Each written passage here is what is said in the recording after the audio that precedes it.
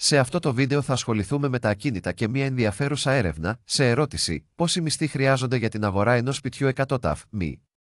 Ποια είναι η πιο προσιτή χώρα και η θέση της Ελλάδας? Ομάδα της Best Brokers αποφάσισε να συγκρίνει τις τιμές στα ακίνητα εξετάζοντας μια λίστα αποτελούμενη από 62 χώρες. Η πιο προσιτή χώρα στην Ευρώπη για την αγορά κατοικίας, σε σχέση με το μέσο εισόδημα, είναι η Δανία. Η κατάταξη οικονομικής προσιτότητας βασίζεται σε δεδομένα που εξετάζουν τις τιμές των κατοικιών, το μέσο καθαρό μηνιαίο εισόδημα, τον πληθωρισμό και τα πραγματικά επιτόκια ενυπόθηκων δανείων, δηλαδή τα επιτόκια ενυπόθηκων δανείων προσαρμοσμένα με τον πληθωρισμό, σε 62 χώρες του κόσμου. Οι Ηνωμένες Πολιτείες βρίσκονται στην κορυφή της λίστας των 62 χωρών που αναλύθηκαν.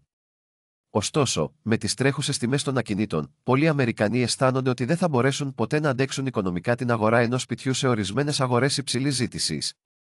Στην πραγματικότητα, οι τιμές των ακινήτων διαφέρουν πολύ από πολιτεία σε πολιτεία, σε πόλεις, γειτονιές και κομιτείες.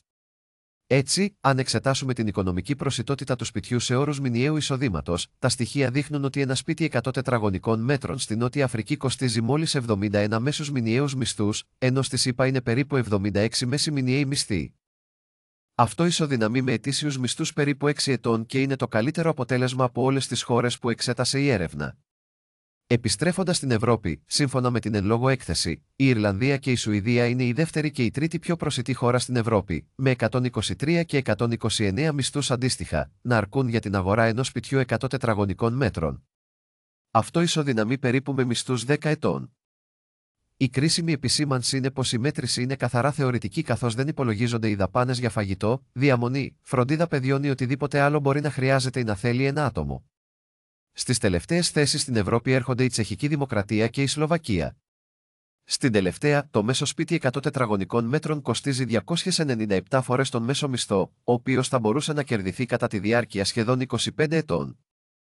Η Ελλάδα βρίσκεται λίγο κάτω από τη μέση καθώς το μέσο σπίτι 100 τετραγωνικών μέτρων κοστίζει 297 φορές τον μέσο μισθό.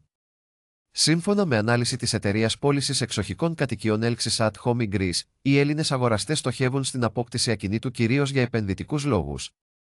Όπως τονίζουν στελέχη της αγοράς, οι Έλληνες κινούνται σε σπίτια υψηλής αισθητικής, τα οποία πωλούνται από τα σχέδια σε τιμές που κινούνται μεταξύ 250.000 και 350.000 ευρώ, ενώ προτιμούν περιοχές ανερχόμενες και χωρίς μεγάλη τουριστική κίνηση, π.χ.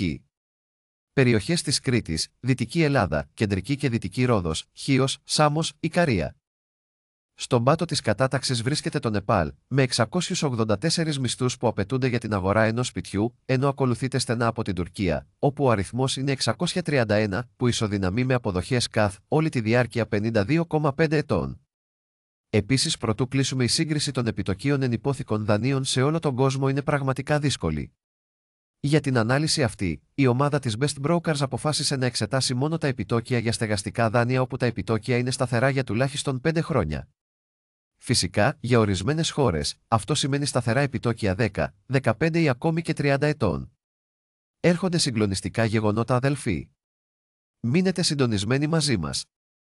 Αν έχετε κάποια σκέψη, αγαπητοί αδελφοί, γράψτε την κάτω από το βίντεο. Θα χαιρόμουν να συνεργαστούμε κιόλας. Δείτε λοιπόν και τα άλλα βίντεο του καναλιού.